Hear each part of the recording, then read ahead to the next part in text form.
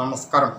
നമ്മുടെ ഇലക്ഷൻ്റെ അവസാന ലാപ്പിലേക്ക് വന്നിരിക്കുന്ന സാഹചര്യത്തിൽ രാഷ്ട്രീയം ഇല്ലാത്തവരായിട്ട് ആരും ഉണ്ടെന്ന് എനിക്ക് തോന്നുന്നില്ല.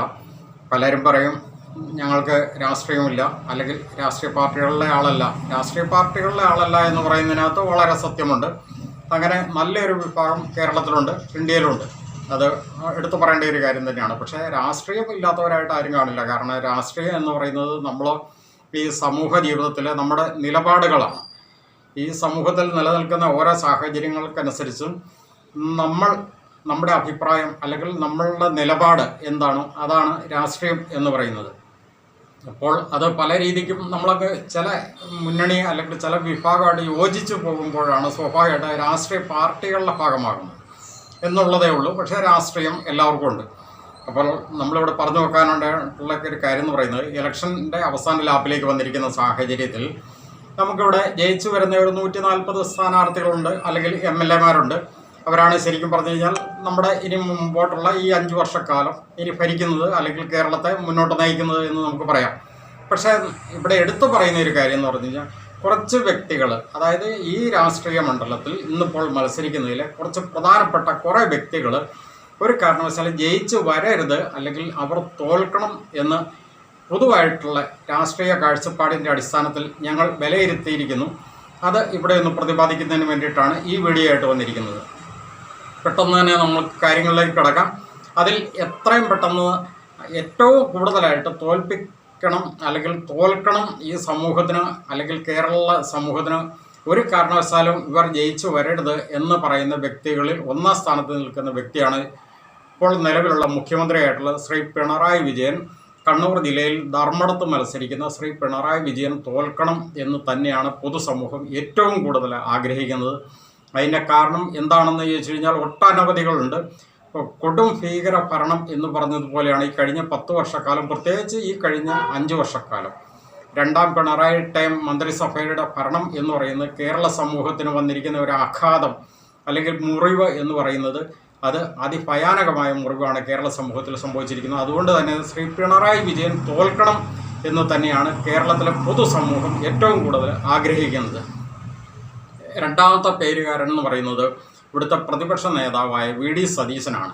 എന്തുകൊണ്ടാണ് VD സതീശൻ തോൽക്കണം എന്ന് പറയുന്നതെന്ന് ചോദിച്ചു കഴിഞ്ഞാൽ, VD സതീശൻ്റെ രാഷ്ട്രീയ നിലപാടുകൾ ഓന്തിൻ്റെ നിറം മാറുന്നത് പോലുള്ള ഒരു രാഷ്ട്രീയ നിലപാടുകളാണ്. അതായത് ഇവിടുത്തെ ഭരണകൂട ഭീകരതയ്ക്കെതിരെ അദ്ദേഹം അത്യാവശ്യം പ്രതികരിക്കുന്നുണ്ടെങ്കിൽ പോലും കൂടെ അതിശക്തമായൊരു പ്രതികരണശേഷി ഇല്ല. മറ്റൊരു രീതിയിൽ പറഞ്ഞു കഴിഞ്ഞാൽ, മുണ്ടുടുത്ത മോദി എന്ന് ഇവിടുത്തെ മുഖ്യമന്ത്രി ശ്രീ പിണറായി വിജയനെ വിശേഷിപ്പിക്കുന്നത് പോലെ തന്നെ പിണറായി വിജയൻ്റെ ഒരു B ടീമാണ് VD സതീശൻ എന്നുള്ള നിലയിലേക്കാണ് ഇവിടുത്തെ പ്രതിപക്ഷത്തെ VD സതീശൻ മുന്നോട്ട് നയിച്ചു കൊണ്ടുപോയിക്കൊണ്ടിരിക്കുന്നത്.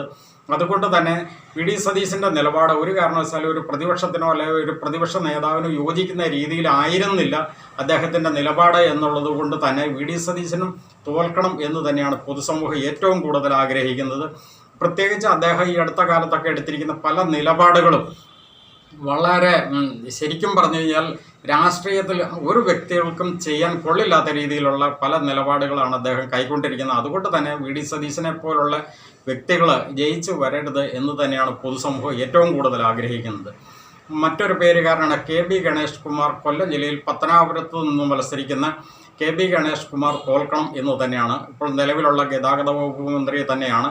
അദ്ദേഹത്തെ സംബന്ധിച്ച് പറഞ്ഞു കഴിഞ്ഞാൽ നമുക്കറിയാം, കേരളത്തിലെ സ്ത്രീലമ്പടന്മാരിൽ നമ്മുടെ അംബാസഡർ എന്നൊരു പദവി കൊടുക്കാമെങ്കിൽ ആ ഒരു സ്ഥാനത്തിന് അർഹനാണ് KB ഗണേഷ് കുമാറിൻ്റെ കാര്യം പറഞ്ഞു കഴിഞ്ഞാൽ. കാരണം അദ്ദേഹത്തിന് 5000-ഓളം പ്രണയങ്ങൾ ഉണ്ടെന്ന് തന്നെ അദ്ദേഹം തന്നെ പറഞ്ഞിരിക്കുന്ന കാര്യങ്ങൾ നമുക്കറിയാം.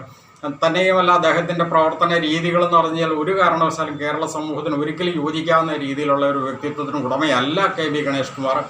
അത്തരം വ്യക്തികൾ ഒരു കാരണവശാലാതെ ഏതൊരു രാഷ്ട്രീയ മുന്നണിയിലാണെങ്കിലും ജയിച്ചു വരാൻ പാടില്ല എന്നുള്ളത് കൊണ്ട് തന്നെ KB ഗണേഷ് കുമാർ തോൽക്കേണ്ടത് അത്യാവശ്യമാണ് എന്നാണ് പൊതുസമൂഹം വിലയിരുത്തിയിരിക്കുന്നത്. മറ്റൊരാളാണ് തിരുവനന്തപുരം ജില്ലയിലെ വിഴിഞ്ഞത്ത് നിന്ന് മത്സരിക്കുന്ന V ശിവൻകുട്ടി. ഇപ്പം നിലവിലെ വിദ്യാഭ്യാസ വകുപ്പ് മന്ത്രിയാണ്. നമുക്കറിയാം, വിദ്യാഭ്യാസത്തെ പറ്റി അദ്ദേഹം പറഞ്ഞിരിക്കുന്ന ഓരോ കാര്യങ്ങൾ എണ്ണി പറഞ്ഞു കഴിഞ്ഞാൽ ഒരു ദിവസം മൊത്തം പറഞ്ഞു കഴിഞ്ഞാൽ തീരില്ല.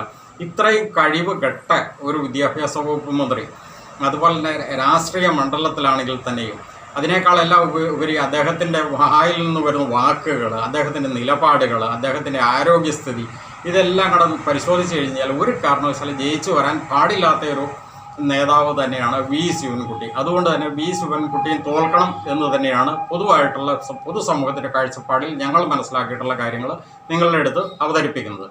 മറ്റൊരാളാണ് കെ മുരളീധരൻ. തിരുവനന്തപുരം ജില്ലയിൽ തന്നെ വട്ടിയൂർക്കാവിൽ നിന്ന് മത്സരിക്കുന്ന കോൺഗ്രസിൻ്റെ നേതാവായിട്ടുള്ള കെ മുരളീധരൻ. നമുക്കറിയാം, മുൻ മുഖ്യമന്ത്രി, അല്ല കേരളം കണ്ട ഏറ്റവും ചാണക്യൻ എന്നൊക്കെ പറയപ്പെടുന്ന, അല്ലെങ്കിൽ കേരളത്തിൻ്റെ ലീഡർ എന്നൊക്കെ അവകാശപ്പെടുന്ന കെ കരുണാകരൻ്റെ മകനാണെങ്കിൽ പോലും അതിൻ്റെ ഒരു 4-1 ക്വാളിറ്റി ഇല്ലാത്ത, അല്ലെങ്കിൽ ഒരു അവസരവാദ രാഷ്ട്രീയത്തിൻ്റെ ഒരു വക്താവായിട്ട് തന്നെയാണ് കെ മുരളീധരൻ നിലപാടെടുക്കുന്നത്. അതുകൊണ്ട് തന്നെ കെ മുരളീധരൻ തോൽക്കണം എന്ന് തന്നെയാണ് പൊതുസമൂഹം വിലയിരുത്തിയിരുന്നത്. കാരണം അത്തരം വ്യക്തിത്വങ്ങളൊന്നും ജയിച്ചു വന്നിട്ട് ഒരു കാര്യവുമില്ല. ഈ അവസരവാദമോ അല്ലെങ്കിൽ ഈ പൊങ്ങച്ചവും കാണിച്ച് പിടിച്ചു നിൽക്കുക എന്നുള്ളതിൽ കഴിഞ്ഞ് കെ മുരളീധരനെ കൊണ്ട് യാതൊരു ഗുണവും ഈ പൊതുസമൂഹത്തിന് ഇല്ല എന്നുള്ളത് തന്നെയാണ് നമുക്ക് ഇതിൽ നിന്ന് മനസ്സിലായിട്ടുള്ള കാര്യം. ഇനി മറ്റൊരാളാണ് വീണ ജോർജ്. വീണ ജോർജിൻ്റെ കാര്യം പിന്നെ പ്രത്യേകിച്ച് പറയേണ്ട കാര്യമില്ല. കാരണം വീണ ജോർജ് എന്ന് പറഞ്ഞു കഴിഞ്ഞാൽ കേരളത്തിൻ്റെ അഭിനേത്രികളിൽ 1-ാം സ്ഥാനം കൊടുക്കാവുന്ന ഒരു മന്ത്രിയാണ് ശരിക്കും പറഞ്ഞാൽ വീണ ജോർജ്. മൊത്തത്തിൽ ശരിക്കും പറഞ്ഞാൽ മൊത്തത്തിൽ ഒരു പരാജയത്തിൻ്റെ വനിതാ നേതാക്കളിൽ പരാജയത്തിൻ്റെ ഏറ്റവും വലിയ മുനയാണ് ശരിക്കും പറഞ്ഞാൽ വീണ ജോർജ് എന്ന് പറയുന്നത്. ആ ഒരു സ്ത്രീ ഇവിടുത്തെ ആരോഗ്യവകുപ്പ് മന്ത്രിയാണ്. ആരോഗ്യവകുപ്പിനെ ഏതെല്ലാം രീതിയിൽ അനാരോഗ്യകരമാക്കാൻ പറ്റും എന്നുള്ളതിൻ്റെ ഗവേഷണം നടത്തി അതിൻ്റെ പരമകോടിയിൽ എത്തിച്ചിരിക്കുന്ന ഒരു വനിതാ നേതാവാണ് വീണ ജോർജ്. അതുകൊണ്ട് തന്നെ വീണ ജോർജ് തോൽക്കണം എന്ന് തന്നെയാണ് പൊതുസമൂഹം മനസ്സിലാക്കിയിട്ടുള്ള കാര്യം. അതാണ് അവരെപ്പറ്റി പറയാനുള്ളത്. മറ്റൊരാളാണ് ജോസ് കെ മാണി. കോട്ടയം ജില്ലയിലെ പാല മീനച്ചിൽ പ്രദേശത്തെ ഏറ്റവും വലിയ നേതാവിൻ്റെ, അതായത് വടവൃക്ഷമായിരുന്ന കെ എം മാണി സാറിൻ്റെ മകനാണെങ്കിൽ പോലും കെ എം മാണി സാറിൻ്റെ 4-1 ക്വാളിറ്റി പോലും ഇല്ലാത്ത ഒരു നേതാവാണ് ജോസ് കെ മാണി എന്ന് പറയുന്ന നേതാവ്. നമുക്കറിയാം, ശരിക്കും പറഞ്ഞാൽ മധ്യ കേരളത്തിലെ ഏറ്റവും നല്ല ജനവാസ മേഖലയായ, പൊതുവെ മനുഷ്യർക്ക് താമസിക്കാൻ ഏറ്റവും അനുയോജ്യമായ മീനച്ചിൽ താലൂക്കിൻ്റെ പല ഭാഗങ്ങളിലും വമ്പൻ മാഫിയകൾക്ക് ഒത്താശ ചെയ്തു കൊടുക്കുന്ന ഒരു നേതാവാണ് ജോസ് കെ മാണി. പ്രത്യേകിച്ച് അവിടെ ഏകദേശം ഇപ്പോൾ ഈ അടുത്തിടെയായിട്ട് തന്നെ 45ഓളം പ്ലൈവുഡ് ഫാക്ടറികൾ അവിടെ നിലവിൽ ഇപ്പോൾ പണിത് തുടങ്ങിയിരിക്കുന്നു. 15ഓളം പ്ലൈവുഡ് ഫാക്ടറികൾ അവിടെ പ്രവർത്തനം ആരംഭിച്ചിരിക്കുന്നു. അതുപോലെ തന്നെ ഒരു അമോണിയ ഫാക്ടറി അവിടെ വന്നിരിക്കുന്നു, മുറക്കിയിരിക്കുന്നു. ഇതിൻ്റെ എല്ലാം പിന്നിൽ ജോസ് കെ മാണിയുടെ കൈകൾ പ്രവർത്തിക്കുന്നുണ്ട് എന്നുള്ളത് അരമന രഹസ്യം, അങ്ങാടിയിൽ പാട്ട് എന്നതുപോലെ തന്നെ കോട്ടയം ജില്ലക്കാർക്ക്, അല്ല മധ്യ കേരളത്തിലുള്ള മിക്കവർക്കും അറിയാവുന്ന ഒരു കാര്യമാണ്. അതായത് ശരിക്കും പറഞ്ഞു കഴിഞ്ഞാൽ ഒരു വൻ മാഫിയയുടെ ഒരു കണ്ണിയായിട്ട് പ്രവർത്തിക്കുന്നു എന്ന് തന്നെ നമുക്ക് പറയേണ്ടി വരും. അതുകൊണ്ട് തന്നെ ജോസ് കെ മാണി ഒരു കാരണവശാലും ജയിച്ചു വരരുത് എന്ന് തന്നെയാണ് പൊതുസമൂഹം വിലയിരുത്തിയിരിക്കുന്നത്. അതുതന്നെയാണ് ഇവിടെ പൊതുവായിട്ട് നമുക്കും പറയാനുള്ള ഒരു കാര്യം എന്ന് പറയുന്നത്. മറ്റൊരു വ്യക്തി എന്ന് പറയുന്നത് ഇടുക്കി ജില്ലയിൽ ഇടുക്കി മണ്ഡലത്തിൽ നിന്നും മത്സരിക്കുന്ന റോഷി അഗസ്റ്റിൻ. ഇപ്പോഴത്തെ ജലസേചന വകുപ്പ് മന്ത്രിയാണ് റോഷി അഗസ്റ്റിൻ. കേരള കോൺഗ്രസ് ജോസ് കെ മാണിയുടെ തൊട്ടടുത്ത അനുയായി റോഷി അഗസ്റ്റിൻ്റെ കാര്യം പറഞ്ഞു കഴിഞ്ഞാൽ ഓന്തിൻ്റെ നിറം മാറുന്നത് പോലെ ഏത് മുന്നണി മാറി വന്നു കഴിഞ്ഞാലും അതിലെല്ലാം അധികാരത്തിന് വേണ്ടിയിട്ട് മാത്രം കടിച്ചു തൂങ്ങുന്ന ദീർഘകാല ഇടുക്കിയുടെ MLA തന്നെയാണ്. ഇടുക്കിയിൽ UDF വന്നു കഴിഞ്ഞാൽ LDF വന്നു കഴിഞ്ഞാൽ മാറി മാറി അതിലേക്ക് കൂടുമാറിക്കൊണ്ട് ഈ MLA സ്ഥാനം എങ്ങനെയെങ്കിലും നിലനിർത്താൻ വേണ്ടിയിട്ട് മാത്രം കച്ച കെട്ടുന്ന ഒരു, ശരിക്കും പറഞ്ഞാൽ യാതൊരു നിലവാരവും ഇല്ലാത്ത ഒരു നേതാവാണ് റോഷി അഗസ്റ്റിൻ. അതുകൊണ്ട് തന്നെ റോഷി അഗസ്റ്റിൻ ഇടുക്കി മണ്ഡലത്തിൽ നിന്നും തോൽക്കണം എന്ന് തന്നെയാണ് പൊതുസമൂഹം വിലയിരുത്തിയിരിക്കുന്നത്. മറ്റൊരാളാണ് PK ശ്യാമള. PK ശ്യാമള എന്ന് പറയുമ്പോൾ പലർക്കും അറിയാമായിരിക്കണം. അതായത് നമ്മുടെ MV ഗോവിന്ദൻ മാസ്റ്റർ, അതായത് CPMൻ്റെ നമ്മുടെ കേരളത്തിലെ ജനറൽ സെക്രട്ടറി എന്ന് വേണം പറയാവുന്ന അല്ലേ. അതായത് MV ഗോവിന്ദൻ്റെ ഭാര്യയായ PK ശ്യാമള കണ്ണൂർ ജില്ലയിൽ തളിപ്പറമ്പിൽ നിന്നും മത്സരിക്കുന്നു. അവർ ശരിക്കും തോൽക്കണം. കാരണം എന്താണെന്ന് വെച്ചാൽ അവർ ആന്തൂർ നഗരസഭയുടെ ചെയർപേഴ്സണായിട്ടിരുന്നപ്പോഴാണ് 15 കോടി മുടക്കിയ ഒരു വ്യവസായിയെ, അതായത് അദ്ദേഹം വിദേശത്തൊക്കെ പോയി ഇവിടെ നിന്ന് കഷ്ടപ്പെട്ട് 15 കോടിയോളം മുടക്കിയ ഒരു വ്യവസായം തുടങ്ങാനായിട്ട് അദ്ദേഹം കഠിന പരിശ്രമം നടത്തി. അവസാനം ഇവർ പറഞ്ഞിരുന്ന ഒരു ഡയലോഗ്, ഞാൻ ഈ കസേരയിൽ ഇരിക്കുന്നിടത്തോളം കാലം തൻ്റെ ഈ പ്രസ്ഥാനത്തിന് അനുമതി നൽകില്ല എന്ന് പറഞ്ഞ് 15 കോടി വെള്ളത്തിലായി കഴിഞ്ഞപ്പോഴത്തേക്കും അദ്ദേഹം ആത്മഹത്യ ചെയ്ത് ആന്തൂർ സാജൻ എന്ന് പറഞ്ഞാൽ പലർക്കും അറിയായിരിക്കും. ആന്തൂർ സാജനെ ആത്മഹത്യയിലേക്ക് തള്ളിവിട്ട് അതിൻ്റെ പ്രധാന കാരണക്കാരിയായ PK ശ്യാമള, അതായത് CPMൻ്റെ സ്റ്റേറ്റ് സെക്രട്ടറിയായ MV ഗോവിന്ദൻ മാസ്റ്ററുടെ ഭാര്യ, അതിനേക്കാളെല്ലാം ഉപരി നമുക്കറിയാം എം വി ഗോവിന്ദൻ്റെ മകന്, അതായത് പി കെ ശ്യാമളയുടെ മകന് വലിയൊരു സാമ്പത്തിക തട്ടിപ്പിനകത്ത് ഇപ്പോൾ ഉൾപ്പെട്ടിരിക്കുന്ന കാര്യങ്ങളൊക്കെ വാർത്ത വരുന്നുണ്ട്. അത് ഇപ്പോൾ ഈ പി കെ ശ്യാമള എന്ന് പറയുന്ന സ്ത്രീ ഒരു കാരണവശാലും തളിപ്പറമ്പിൽ നിന്നുകൊണ്ട് ജയിക്കരുത് എന്ന് തന്നെയാണ് പൊതുസമൂഹം വിലയിരുത്തുന്നത്. കാരണം അവരൊക്കെ ഈ രാഷ്ട്രീയ കേരളത്തിൽ ശാപങ്ങളാണ്. അതുകൊണ്ട് തന്നെ പി കെ ശ്യാമള ജയിക്കരുത് എന്ന് തന്നെയാണ് പൊതുസമൂഹം വിലയിരുത്തിയിരിക്കുന്നത്. അതുതന്നെയാണ് നിങ്ങളോടും പറയാനുള്ളത്. മറ്റൊരാളാണ് എറണാകുളം ജില്ലയിലെ കളമശ്ശേരിയിൽ നിന്നും മത്സരിക്കുന്ന ഇപ്പോഴത്തെ വ്യവസായ വകുപ്പ് മന്ത്രി പി രാജീവ്. നമുക്കറിയാം ഇവിടുത്തെ ഭയങ്കര വ്യവസായ വികസനത്തെപ്പറ്റി വാതോരാതെ പ്രസംഗിക്കുന്ന പി രാജീവ് പറയുന്ന 5 ലക്ഷം വ്യവസായങ്ങൾ സ്റ്റാർട്ട് ചെയ്തു എന്നൊക്കെയാണ്. അങ്ങനെയാണെങ്കിൽ ഒരു പഞ്ചായത്തിൽ പോലും കൂടെ ഏകദേശം 500ഓളം വ്യവസായ സംരംഭങ്ങൾ ഉണ്ടാവേണ്ടിയിരിക്കുന്നു. ഇത് കേൾക്കുന്ന ഓരോ വ്യക്തികളും ചിന്തിക്കുക, നിങ്ങളുടെ പഞ്ചായത്തിൽ എവിടെയാണ് ഈ 500 വ്യവസായങ്ങൾ സ്റ്റാർട്ട് ചെയ്തിട്ടുള്ളത്? അങ്ങനെ ഒരൊറ്റ ചോദ്യം മാത്രം ചോദിച്ചാൽ മതി. കേരളത്തിലെ മൊത്തത്തിൽ നോക്കണ്ട. ഇത് കേൾക്കുന്ന ആൾക്കാർ സ്വയം അവരവർ താമസിക്കുന്ന പഞ്ചായത്തുകളിൽ എവിടെയാണ് ഈ കഴിഞ്ഞ 5 വർഷക്കാലം കൊണ്ട് 500 വ്യവസായ സംരംഭങ്ങൾ നിങ്ങളുടെ പഞ്ചായത്തിൽ മാത്രം ഉണ്ടായിരിക്കുന്നത്? അങ്ങനെ ഉണ്ടെങ്കിൽ ഈ 5 ലക്ഷം വരാൻ പറ്റുള്ളൂ. അപ്പോൾ അദ്ദേഹത്തെ പറ്റി പറഞ്ഞു കഴിഞ്ഞാൽ പല മാഫിയകളുടെ ഒരു കയ്യാളായിട്ടാണ് ശരിക്കും പറഞ്ഞാൽ പി രാജീവ് പ്രവർത്തിക്കുന്നത്. അതുകൊണ്ട് തന്നെ പി രാജീവ് ജയിച്ച് വരരുത് എന്ന് തന്നെയാണ് പൊതുസമൂഹം വിലയിരുത്തുന്നത്. അതുതന്നെയാണ് നിങ്ങളോടും പറയാനുള്ളത്. മറ്റൊരാളാണ് നമ്മുടെ മുഹമ്മദ് റിയാസ്. ആരാണെന്നറിയാമല്ലോ, നമ്മുടെ പിണറായിയുടെ മകളെ 2ാം കെട്ട് കെട്ടിയ വകയിൽ കിട്ടിയ മന്ത്രിസ്ഥാനമായിട്ടിരിക്കുന്ന മുഹമ്മദ് റിയാസ്. ഇപ്പോൾ കോഴിക്കോട് ജില്ലയിൽ ബേപ്പൂരിൽ നിന്നും മത്സരിക്കുന്ന മുഹമ്മദ് റിയാസ്. പണ്ട് പാലാരിവട്ടം UDFൻ്റെ ഭരണകാലത്തുണ്ടായിരുന്ന ഒരു പാലാരിവട്ടം പാലത്തിൻ്റെ അഴിമതിയെപ്പറ്റി മാത്രം പറഞ്ഞുകൊണ്ട് അധികാരത്തിൽ വന്ന മുഹമ്മദ് റിയാസ് പൊതുമരാമത്ത് വകുപ്പ് മന്ത്രി ആയതിനു ശേഷം എത്രയോ പാലങ്ങളാണ് ശരിക്കും പറഞ്ഞില്ല അപകടത്തിൽപ്പെട്ടിട്ടുള്ളത്. എത്ര മരണങ്ങൾ വരെ നടന്നിരിക്കുന്നു. നമുക്കറിയാം ആലപ്പുഴ ജില്ലയിലെ ഒരു പാലം അപകടത്തിൽപ്പെട്ട് 2 തൊഴിലാളികൾ വരെ മരിച്ചു. പക്ഷെ അതൊന്നും ചർച്ചയാകുന്നില്ല. പാലാരിവട്ടം പാലം UDFൻ്റെ ഭരണകാലത്ത് ഒരു അഴിമതി നടത്തി, അല്ലെങ്കിൽ ആ പാലാരിവട്ടം പാലത്തിനകത്ത് അറ്റകുറ്റപ്പണികൾക്ക് ചില പോരായ്മകൾ വന്നു എന്നുള്ളത് മാത്രമേ ഉണ്ടായിരുന്നുള്ളൂ. പക്ഷെ അതിന് 10 ഇരട്ടി അഴിമതിയും പ്രശ്നങ്ങളും അതുപോലെ തന്നെ പലവിധ അപകടങ്ങളും ഉണ്ടാക്കിയിരിക്കുന്ന ഒരു വ്യക്തിയാണ് ശരിക്കും പറഞ്ഞാൽ മുഹമ്മദ് റിയാസ്. മുഹമ്മദ് റിയാസിനെ പറ്റി പറഞ്ഞു കഴിഞ്ഞാൽ ഇതിനു മുമ്പ് ഒരു പഞ്ചായത്ത് മെമ്പർ പോലും ആവാത്ത ആളാണ് എന്നുള്ളത് കൂടെ നമ്മൾ എടുത്ത് കാണേണ്ടതാണ്.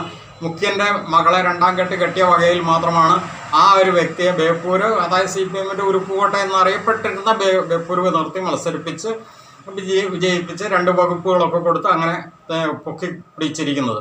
അതുകൊണ്ട് തന്നെ മുഹമ്മദ് റിയാസ് ഈ പ്രാവശ്യം തോൽക്കണം എന്ന് തന്നെയാണ് പൊതുസമൂഹം വിലയിരുത്തുന്നത്. കാരണം ഇത്രയും കഴിവ് കെട്ട മന്ത്രിമാരിൽ ഒരു വ്യക്തിയാണ് ശരിക്കും പറഞ്ഞു കഴിഞ്ഞാൽ മരുമോൻ മന്ത്രി എന്ന ലേബലിൽ അറിയപ്പെടുന്ന മുഹമ്മദ് റിയാസ്. അതുകൊണ്ട് തന്നെ മുഹമ്മദ് റിയാസ് തോൽക്കണം എന്ന് തന്നെയാണ് പൊതുസമൂഹം വിലയിരുത്തിയിരിക്കുന്നത്. മറ്റൊരാളാണ് പിന്നെ എടുത്തു പറയേണ്ട കാര്യമില്ല, PK ശശി.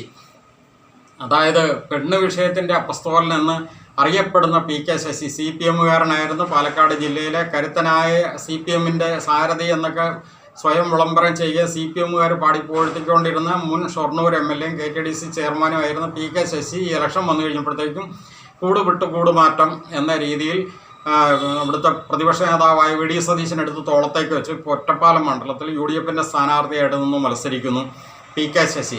നമുക്കറിയാം രാഹുൽ മാക്കൂട്ടത്തിൻ്റെ വിഷയത്തിനകത്തൊക്കെ VD സതീശൻ എടുത്തിരിക്കുന്ന നിലപാടുകൾ എന്തൊക്കെയാണെന്നുള്ളത്. ആ രാഹുൽ മാക്കൂട്ടത്തെക്കാളും വളരെ കേവനാണ് PK ശശി എന്നാണ് VD സതീശൻ പറഞ്ഞു വെച്ചിരിക്കുന്നത്. ആ PK ശശി ശരിക്കും പറഞ്ഞാൽ ഒറ്റപ്പാലം മണ്ഡലത്തിൽ തോൽക്കണം എന്ന് വളരെയധികം ശക്തമായിട്ട് പൊതുസമൂഹം ആഗ്രഹിക്കുന്നു. അതുകൊണ്ട് തന്നെ PK ശശി തോൽക്കപ്പെടേണ്ടത് അത്യാവശ്യമാണ്. ഇനിയുണ്ട് കുറേ അധികം ആളുകൾ ശരിക്കും പറഞ്ഞാൽ തോൽക്കുന്നത് സ്വാഭാവികമായിട്ട് സംഭവിക്കുന്ന ഒരു കാര്യമാണ്. ഇവിടെ ജയിച്ചു വരുന്നത് നമുക്കറിയാം 140 MLAമാർ എങ്ങനെയാണെങ്കിലും ജയിച്ചു വരും. ഇവിടെ UDFന് തന്നെയാണ് ഭരണം കിട്ടേണ്ടത്. കാരണം ഇവിടുത്തെ ഭരണകൂട ഭീകരത അതിഭയാനകമാണ്. പക്ഷേ UDFന് ഭരണം കിട്ടുമ്പോൾ പോലും കൂടെ UDFൻ്റെ പ്രതിനിധികളായിട്ട് ഇപ്പോൾ മത്സരിക്കുന്ന പലരും തോറ്റുപോകേണ്ടത് അത്യാവശ്യമാണ്. പ്രത്യേകിച്ച് പ്രതിപക്ഷ നേതാവൊക്കെ ഉൾപ്പെടെയുള്ള വ്യക്തികൾ. കാരണം നമ്മൾക്കറിയാം മറ്റൊരു രീതിയിൽ പറഞ്ഞു കഴിഞ്ഞാൽ ഇപ്പോൾ പ്രതിപക്ഷത്തൊക്കെ അതിശക്തമായിട്ട് ഇന്നും പ്രതിപക്ഷത്തിന് വേണ്ടിയിട്ട് ശക്തമായിട്ട് പ്രതിപാദിക്കുന്ന അല്ലെങ്കിൽ പൊതുമണ്ഡലത്തിൽ ശക്തമായിട്ട് രാഷ്ട്രീയ നിലപാടുകൾ വിശദീകരിക്കുന്ന രാഹുൽ മാക്കൂട്ടം നിസ്സാരമായ പെണ്ണ് കേസുകളിൽ പെടുത്തി ആ ഒരു വ്യക്തിയെ ടാർഗറ്റ് ചെയ്ത് ഒതുക്കി ഇല്ലാതാക്കിയതിൻ്റെ അല്ലെങ്കിൽ മാറ്റി നിർത്തപ്പെട്ടതിൻ്റെ പ്രധാന വ്യക്തി എന്ന് പറയുന്നത് VD സതീശനാണ്. VD സതീശൻ്റെ നിലപാടുകൾ തൻ്റെ ബോധ്യം എന്നൊക്കെ പറഞ്ഞുകൊണ്ട് പറവൂരുള്ള അദ്ദേഹത്തിൻ്റെ സന്തത സഹചാരിയോ അല്ലെങ്കിൽ അദ്ദേഹത്തിൻ്റെ സ്വന്തം മകള് എന്നൊക്കെ അവകാശപ്പെട്ട് രംഗത്ത് വന്നിരിക്കുന്ന ഒരു പറവൂർ നടിയെ രംഗത്തിറക്കിക്കൊണ്ടാണ് രാഹുൽ മാക്കൂട്ടത്തെ ഒതുക്കി അങ്ങനെ മാറ്റി നിർത്തിയത് എന്നതുകൊണ്ട് തന്നെ ഈ വി ഡി സതീശൻ്റെ ആ ഒരു നിലപാട് വളരെയധികം ചോദ്യം ചെയ്യപ്പെടുന്നു. രാഹുൽ മാങ്കൂട്ടം ഇപ്പോൾ ആരാണെന്ന് ചോദിച്ചു കഴിഞ്ഞാൽ നമുക്കറിയാം, കേരള രാഷ്ട്രീയത്തിലെ ചാണക്യൻ എന്നൊക്കെ അറിയപ്പെട്ടുകൊണ്ടിരുന്നത് കരുണാകരൻ മുഖ്യമന്ത്രിയാണ് എങ്കിൽ നമ്മളിപ്പോൾ അടിവരയിട്ട് പറയുന്നു രാഹുൽ മാങ്കൂട്ടം എന്ന് പറയുന്നത് രാഷ്ട്രീയ കേരളത്തിലെ ആൽബർട്ട് ഐൻസ്റ്റീൻ എന്ന് തന്നെ വിശേഷിപ്പിക്കാവുന്ന ഒരു വ്യക്തിത്വത്തിന് ഉടമയായിട്ട് രാഹുൽ മാങ്കൂട്ടം മാറിയിരിക്കുന്നു. കാരണം ഇവിടെ കേരളത്തിലെ പ്രധാന മുന്നണി എന്ന് പറയുന്നത് ഒന്ന് കോൺഗ്രസ് ഉൾപ്പെട്ട UDF മുന്നണിയും, അതുപോലെ CPM ഉൾപ്പെട്ട LDF മുന്നണിയും, BJP ഉൾപ്പെട്ട NDAയും, ഇങ്ങനെ 3 മുന്നണികളാണുള്ളത്. ഈ 3 മുന്നണിയിലും ഇല്ലെങ്കിൽ പോലും ഇന്ന് രാഷ്ട്രീയ മണ്ഡലത്തിൽ, രാഷ്ട്രീയ കേരളത്തിൽ അതിശക്തമായ പ്രാതിനിധ്യം അല്ലെങ്കിൽ പ്രതിനിധിയായിരുന്നുകൊണ്ട് പൊതുസമൂഹത്തിൻ്റെ നന്മയ്ക്ക് വേണ്ടിയിട്ട് ഏറ്റവും ശക്തമായിട്ട് നിലപാടെടുക്കുന്ന രാഹുൽ മാങ്കൂട്ടത്തെ പറ്റി പറയുകയാണെന്നുണ്ടെങ്കിൽ രാഷ്ട്രീയ കേരളത്തിലെ ആൽബർട്ട് ഐൻസ്റ്റീൻ എന്ന ഒരു ബഹുമതി അദ്ദേഹത്തിന് നൽകാം എന്ന് തന്നെയാണ് പൊതുസമൂഹം വിലയിരുത്തിയിരിക്കുന്നത്. അപ്പോൾ അത്രയും ക്വാളിറ്റി ഉള്ള ഒരു നേതാവിനെ പോലും ഒതുക്കി നിർത്തിക്കൊണ്ട് PK ശശിയെ പോലുള്ള ഒരു ആഭാസൻ എന്ന് തന്നെ പറയാവുന്ന ഒരു വ്യക്തിയെ തോളത്ത് കയറ്റി വെച്ചിരിക്കുന്ന വി ഡി സതീശനെ പോലുള്ളവർ കാണിക്കുന്ന നെറുകെട്ട പ്രവർത്തനത്തിൻ്റെ ഫലം ശരിക്കും പറഞ്ഞാൽ പ്രതിപക്ഷത്തിന് ഏറ്റവും വലിയൊരു തിരിച്ചടി തന്നെയാണ്. എങ്കിൽ പോലും കൂടെ ഇവിടെ ജയിച്ചു വരേണ്ടത് UDF തന്നെയാണ് എന്ന് പറഞ്ഞുകൊണ്ട് നിർത്തുന്നു. നന്ദി.